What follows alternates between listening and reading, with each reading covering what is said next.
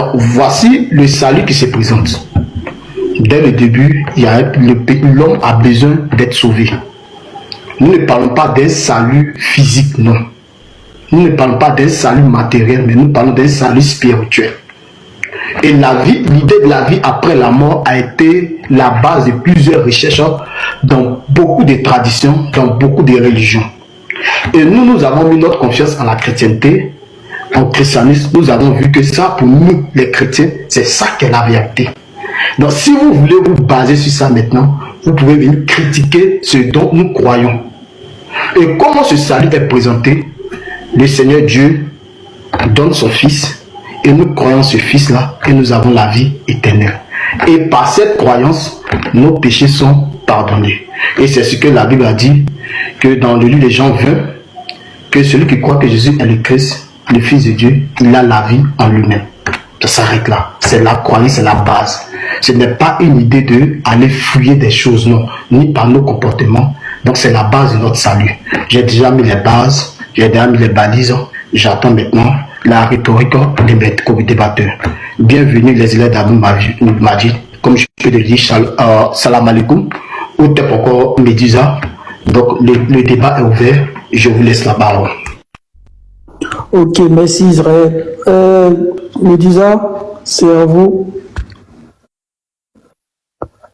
Peut-être tout le monde, j'espère que vous allez bien.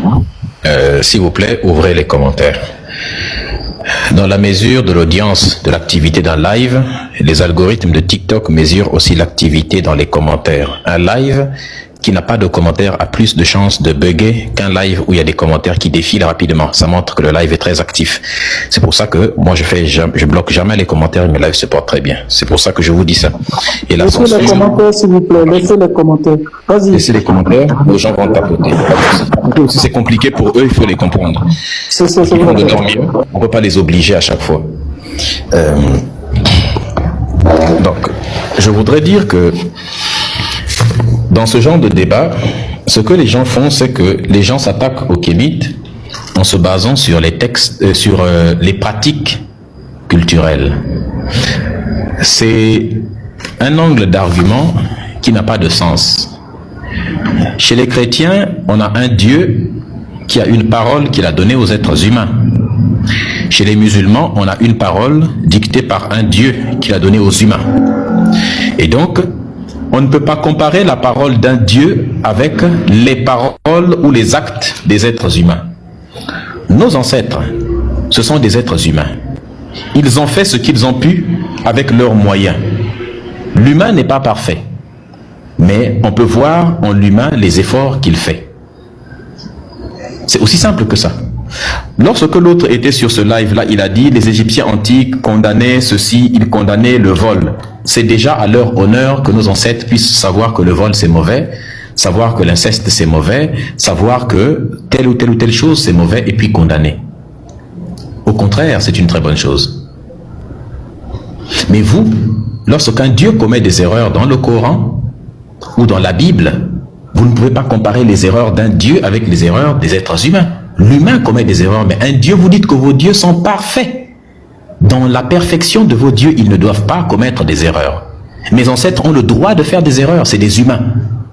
Donc, si votre intention c'est de me ramener, regarde dans telle tradition, on a fait quelque chose qui est mal. Cheikh Anta Diop a dit, il faut adapter la tradition aux exigences de la modernité. Parce que la tradition, elle évolue, elle change avec le temps parce que l'humain change. C'est aussi simple que ça. Dans les traditions, il y a des bonnes et des mauvaises choses. Le but, c'est d'améliorer. Voilà pourquoi vous devriez assumer vos traditions et puis apporter votre pierre à l'édifice pour les améliorer. Si ma maman n'est pas bien, je fais tout pour améliorer. Si mon enfant, si tu as un enfant par exemple et que ton enfant n'est pas bien, tu vas améliorer cela. Mais tu ne vas pas abandonner ta mère ou abandonner ton enfant. Ça n'a pas de sens. J'assume ma tradition et ma culture. S'il y a des mauvaises choses, je vais contribuer à l'améliorer. Mais je ne vais pas aller renier, abandonner ma culture, ma tradition, mon identité pour aller épouser celle des Juifs parce que c'est mieux. C'est comme si vous bien épouser celle des Arabes. Ça n'a même rien de mieux. C'est comme si ma maman était pauvre, j'abandonne ma mère pour aller rentrer dans la maison du voisin, pour critiquer, pour adopter l'éducation du voisin, et je commence maintenant à critiquer et à insulter ma propre mère, mes propres parents, simplement parce que les parents des voisins, eux, ont une télévision, et puis eux, ils sont mieux. Non. Ma mère, quoi qu'elle ait comme qualité, comme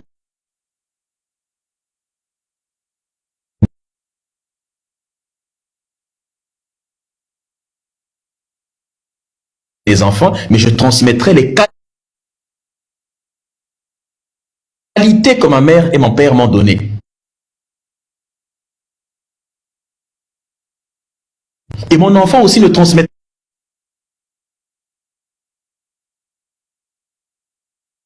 pas mes défauts, il prendra mes qualités, de qualité en qualité, jusqu'à ce que on essaie d'être le mieux possible. C'est ça que les kémites prônent.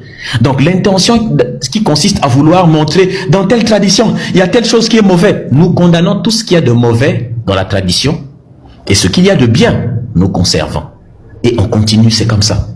Assumons ce que nous sommes. Parce que dans vos propres religions, il y a des pires choses. Mais la différence avec vous, c'est que vous ne pouvez pas, vous n'avez pas le droit, ni la capacité d'annuler ce que vos dieux ont autorisé. Quand vos dieux autorisent l'esclavage, quand ils autorisent les pires crimes contre l'humanité, dans vos textes religieux, vous n'avez pas le droit de changer ça. Vous ne pouvez pas corriger Dieu. Et vos textes sont faits pour le passé, pour le présent et pour l'avenir. Donc vos dieux ne peuvent pas, vos dieux n'ont rien fait pendant 1400 ans d'esclavage des Noirs. Pourquoi est-ce qu'ils viendraient intervenir aujourd'hui? Donc après 1400 ans, comme ils ont été foutus de rien faire, mais nous on prend la relève, on a compris, nous sommes libérés de l'esclavage tout seuls, et maintenant on va développer l'Afrique tout seul. Otep.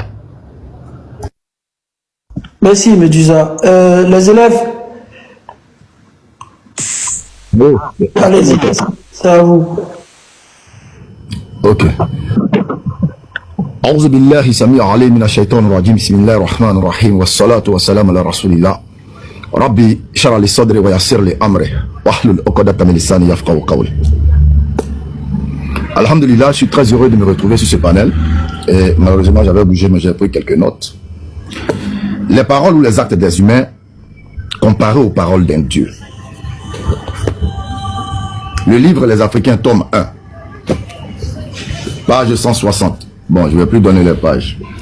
Nous avons affaire à un roi qui s'appelle Guézo. Et qu'est-ce que Guézo nous dit dans le livre Les Africains, tome 1, parce qu'il y en a 12 tomes, et ceux dans le tome 1, il nous dit, quant au sacrifice humain, il ne révèle pas non plus de son autorité terrestre. Je n'ai pas parlé en Maoka qui est mon ethnie. Donc Guézo nous dit que les sacrifices humains ne révèlent pas de son autorité terrestre. Et ce qui ne révèle pas l'autorité terrestre relève bien sûr de l'autorité divine. Ça veut dire que dans la tradition africaine, le sacrifice humain était bel et bien fait par rapport à la divinité. Et là, nous avons l'impression que c'est chez nous que Dieu parle. Hymne et prière kamite. Quand vous allez ouvrir ce livre-là, et je vais y revenir tout à l'heure, je vais te montrer que le véritable Dieu s'est toujours exprimé, le véritable Dieu a toujours parlé. Mais ceux qui prétendent que Dieu ne parle pas ne maîtrisent rien de la spiritualité. Et dans la continuité de mes propos, j'aimerais dire ici qu'il ne peut pas avoir de spiritualité sans croyance. Et il ne peut pas avoir de croyance sans religion. Ça, c'est un petit défi que je mets à côté. Parce qu'en réalité, les kémites ne connaissent pas ce qu'on appelle spiritualité. S'ils connaissaient ce qu'on appelle spiritualité, ils ne diraient pas qu'eux ne sont pas croyants. Nous ne sommes pas croyants, mais nous savons. Mais déjà, quand tu parles de spiritualité, spirit est esprit qui n'est pas factuel. Mais quelle est la définition de la croyance? Tenir pour vérité une chose que l'on ne peut pas forcément prouver. C'est ça, la définition de la croyance. Alors, quand tu dis que tu pratiques la spiritualité, spirit, esprit, factuel, qui n'est pas factuel partout, est-ce que tu peux me prouver l'existence de ton esprit de façon scientifique? Impossible, jusqu'à la seconde résurrection. Donc, qu'ils le veuillent ou pas, ils sont croyants. Mais pourquoi ils refusent le terme croyant? Parce qu'ils se disent qu'en acceptant d'être croyants, ils se rallient d'une certaine manière à ceux qui ont assez de religieux. Et j'ai dit qu'il ne peut pas avoir également de croyance sans religion. Pourquoi? Parce que tant que tu crois qu'il y a une entité, une divinité, que tu adores de façon spirituelle, tu es relié à cette entité-là par rapport à des pratiques cultuelles. Et cette liaison, cette relation avec cette entité est appelée la religion, la relation. Donc, je vais attendre la suite des argumentaires. Mais déjà, il est bon de savoir que l'islam, oui, sans faux fuyant, je le dirais, c'est la religion ultime. Oui. Parce que les kémites ont fait fausse route quand ils disent qu'eux, ils adorent la nature. Nous respectons la nature. Ils oublient qu'eux-mêmes, ils sont éléments de la nature. Je répète, ils sont eux-mêmes éléments de la nature. Mais malheureusement, de tous ces éléments de la nature, c'est l'homme seul qui s'octroie, ou qui n'est pas dit qu'il refuse son droit d'autorité pour se rendre plus bas que les créatures. Il va alors demander l'intercession d'un arbre, l'intermédiaire, d'avoir un arbre intermédiaire entre lui et son Dieu, un ancêtre, une rivière, etc., etc. C'est pourquoi je vais citer Amadou Rampateba, aspect des civilisations africaines. Lorsqu'il te parle de l'animisme, il te dit que l'islam est le prolongement véritable de l'animisme qui le purifie de toute impureté. Effectivement, quand nous regardons dans le Coran, nous voyons que Allah il dit « Je vous montrerai des signes dans les cieux, sur terre et en vous-même. » La terre, la nature, les cieux, le soleil, la lune, tout ce qui existe. Et ceci nous permet de détecter la manifestation de la présence d'un être suprême qu'on appellera chez nous Allah. N'en déplaise aux mécréants. Mais qu'est-ce que les kémites ont fait? Ils se retrouvent au milieu de cette nature et dans les désorientations, ils sont allés se prendre des intermédiaires pour dire que bon, Dieu il est trop glorieux, il est l'ineffable. Et comme je ne peux pas l'atteindre, je vais alors prendre des intermédiaires. Pendant que Allah te dit dans le Coran qu'il a établi l'homme, il a fait de lui le calife, c'est-à-dire l'autorité qui va représenter Dieu dans la nature. Donc l'islam élève l'homme à la position de gloire. L'islam élève l'être humain à la position du petit Dieu dans le monde. Mais les kémites disent non, non, non, non, non, non, nous on veut être au même niveau que les arbres. Les élèves, je pense que ton temps est fini. Ok, pas de souci. Je vais essayer de poser une question selon les dits de Médusa à Israël et élèves. Je vais donner 3 minutes à Israël, 3 minutes aux élèves aussi. Et après, je vais poser une question ou deux et donner 6 minutes à Médusa. Pour être un peu juste, je vais vous expliquer pourquoi. Parce que Médusa, lui, dit, dans les traditions, autant pour moi, il y a des mauvaises choses et il y a des bonnes choses. Et c'est pas parce que c'est mauvais qu'il faut abandonner, mais il faut chercher à les améliorer. Médusa, si jamais j'ai mal défini, il faut que tu me rattrapes. Médusa. C'est bon. Donc, Israël, c'est à toi pour 3 minutes, ensuite les élèves. Et après, j'ai une question aussi pour Médusa. Médusa, Israël demande de juger en fonction des bases. Pour lui, les bases, ce sont les livres. C'est ce qu'il y a dans les livres, c'est-à-dire la Bible et le Coran. Et les élèves aussi te posent une question de savoir est-ce qu'il peut exister une spiritualité sans croyance. Donc, tu auras 6 minutes pour répondre à ces deux-là.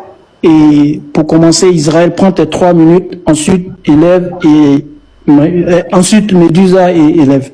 C'est bon, je pense que j'ai résumé ce que vous avez dit un peu. Si vraiment je suis passé à côté, vous pouvez me recadrer. Moi, je souhaiterais que tu laisses le débat libre. C'est entre nous, on peut se poser des questions. Là où la personne a fauté, là on peut lui poser des questions.